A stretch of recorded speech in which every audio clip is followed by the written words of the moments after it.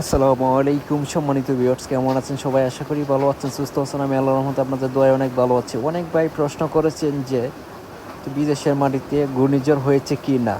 তো আমি বলবো যে ভাই, বিদেশের মাটিতে কোনো ঘূর্ণিঝড় হয় নাই।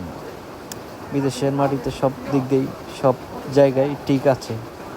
তো ঘূর্ণিঝড় হয়েছে মূলত বাংলাদেশে আমি খোঁজখবর নিয়ে দেখলাম। তো অনেক যারা ঢাকা শহরে বসবাস করে অনেক ক্ষতিগ্রস্ত হয়েছে। যারা বিল্ডিংয়ে থাকে, অনেকের বিল্ডিং 5 তলা 6 তলা বিল্ডিং ফেটে গেছে।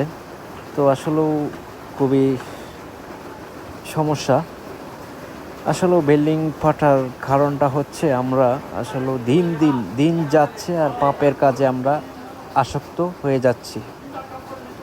পাপ কাজ আমরা বেশি বেশি করতেছি। আমরা আল্লাহ যে আছে, আল্লাহ কি আমরা ভুলে গেছি। তো আল্লাহ বলছে যে আমাকে যখন তোরা ভুলে গেছিস, তাহলে আমার একটু নমুনা দেখ। যে এই নমুনা দেখাইলো আল্লাহ তাআলা।